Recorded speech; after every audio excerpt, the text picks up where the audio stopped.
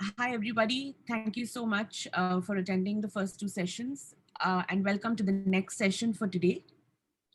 This one is a presentation by Dr. Martin Easter. He is the Chief Scientific Officer and General Manager of Hygiena International.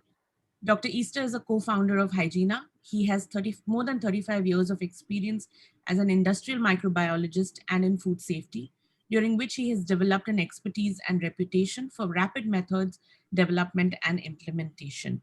Over to you, Dr. Martin. Thank you. Thank you. Thank you for the opportunity, and I hope that this will be of interest to many of you.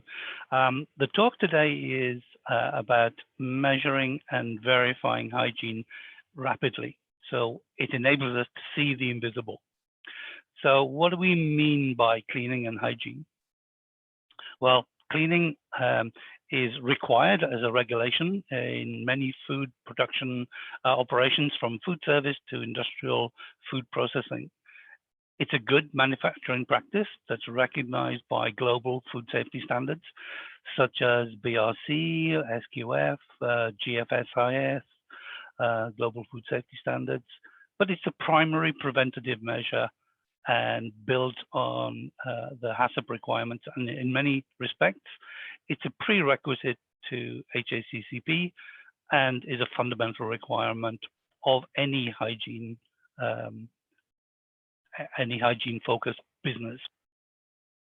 But let's look at the primary purpose of cleaning. It's to remove product residue.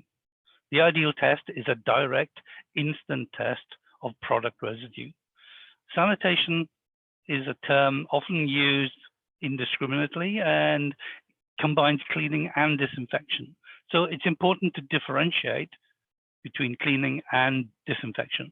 So cleaning is the removal of organic matter, so that subsequent application of a sanitizer or a disinfectant can work effectively. Putting disinfectant on a dirty surface is a waste of time and money. And hygiene monitoring often infers microbiological analysis, but microbiology tests are indirect. They're incomplete measurement of cleaning because they don't measure product residue. And microbiological tests are slow, they're highly variable and imprecise, and there are no standards for cleaning on surfaces. H.J. Harrington has a great quote: "Measurement is the first step that leads to control and eventually improvement." If you can't measure something, you can't understand it. And if you can't understand it, you can't control it. And if you can't control it, you can't improve it. So what do you need to measure cleaning and hygiene? Well, there's a technology called Atp Bioluminescence, or Atp IG Monitoring. It requires a small handheld instrument, for example here, the eTouch instrument, which is linked with software to cloud connectivity, so you can link many sites globally, and a reagent testing device, of which there are many types.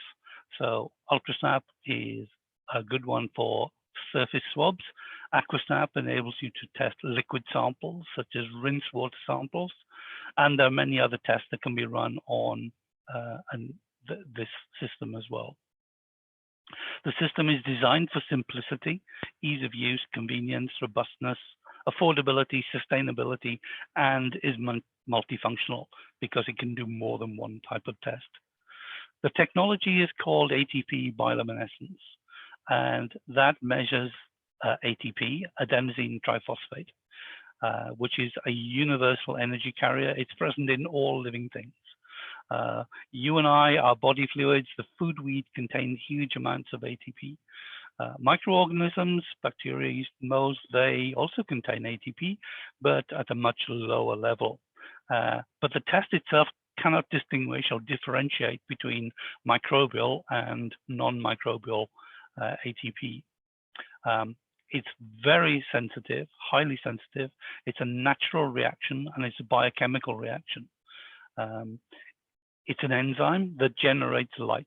It's found in fireflies traditionally, but also marine bacteria and organisms.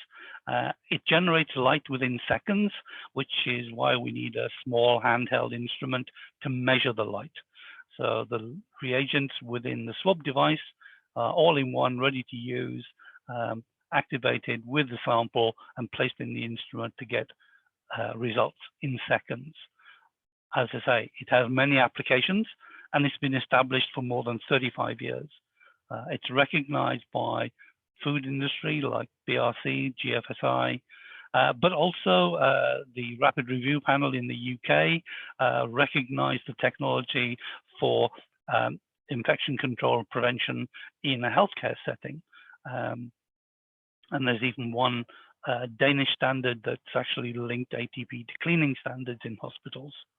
The technology itself is also certified by the AOAC, so an organization that verifies and certifies test methods. So well-known, well-established, proven technology. What ATP Hygiene Monitoring does is to give a direct, objective surface swab test. It's very simple: swab, snap, squeeze, and read in the instrument. And it's directly proportional to the contamination. And that gives results in measurable units called a relative light unit. And these can be set at various different levels, typically pass, caution, fail. And this gives you a direct concurrent relationship with microbial contamination. In itself, it's not a bacteria test. It's more than a bacterial test.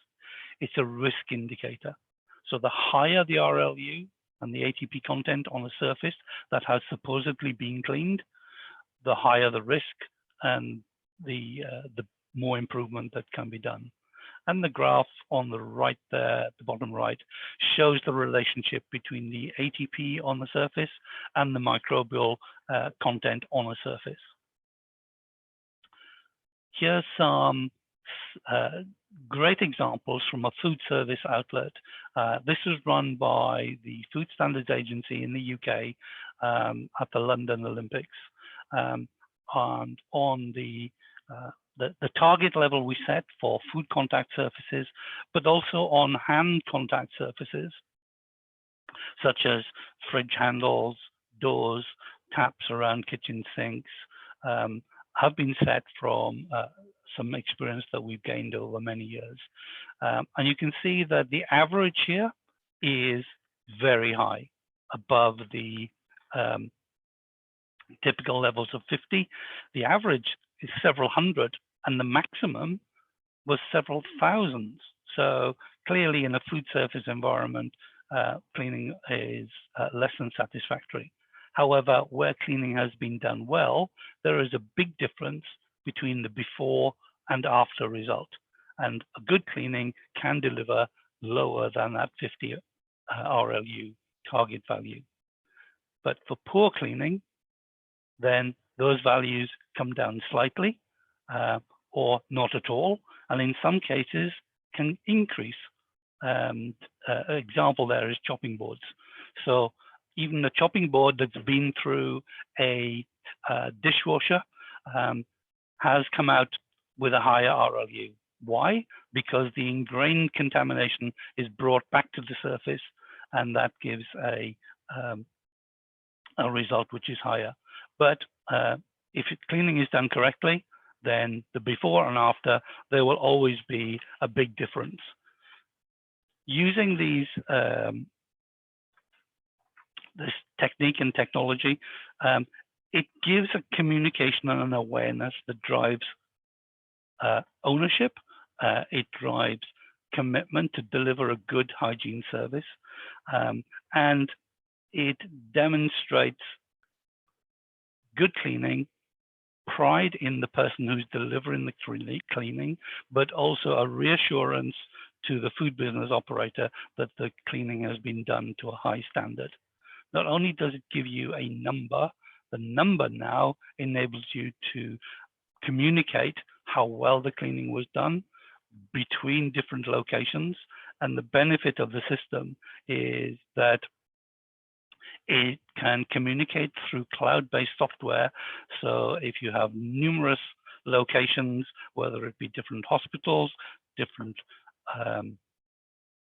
food service outlets, different restaurants around the world, they can all be communicating, and the data can be compared instantly live on the cloud-based software to analyze those results.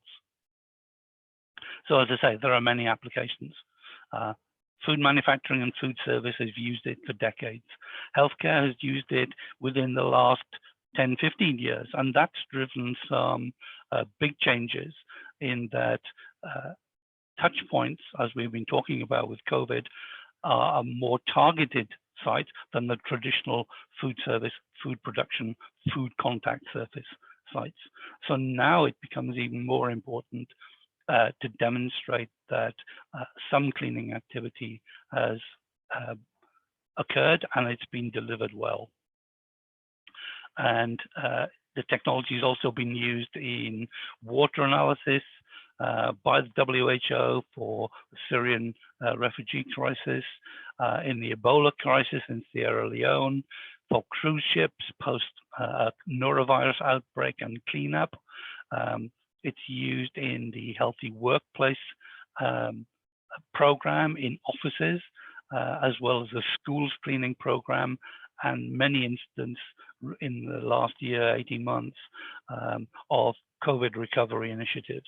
Singapore Clean is a great example to ensure cleanliness in the public space, to reassure the public and make sure that cleaning services are delivered correctly.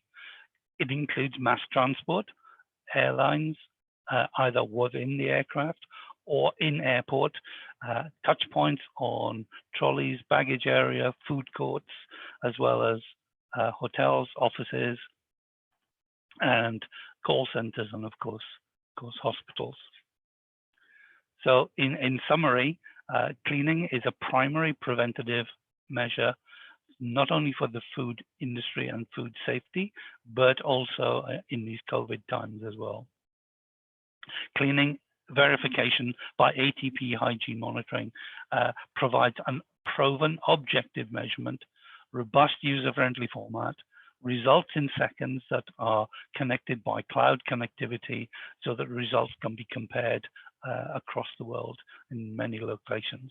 And the technology has many applications, not just for surface cleanliness, but for targeted specific microorganisms in a food safety, food production environment setup. Thank you for your attention.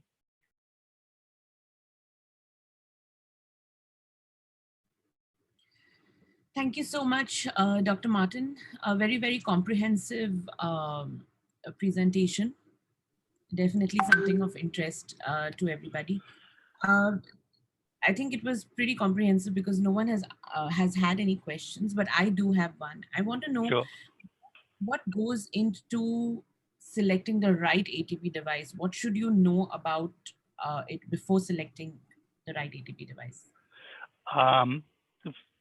The whole thing is a system. So it's instrument, the electronics within it, the software, and also the chemistry that drives the reaction. So it isn't just one thing, it's a system, but overall the system should have a low background level. So that 0 means 0, and that is a direct linear relationship that follows with the sample, so that increased contamination gives you a predictable outcome. So you get that consistent, reliable result. At the end of the day, it's a surface test, so you're relying on the operator to collect the sample correctly. So being consistent in where and how you sample is important to delivering a good result. Thank you so much, Dr. Martin. Just a note to the audience, in case you'll have any questions, please send them across to us. We will definitely ensure that Dr. Martin goes through them, and if he has any answers to them, definitely we'll get back to you on this. And that concludes the presentation. Thank you so much, Dr. Martin. And we will now move on to the training workshop that is going to be happening shortly within the next 5 minutes. Thanks a lot, Dr. Martin. Okay, bye-bye.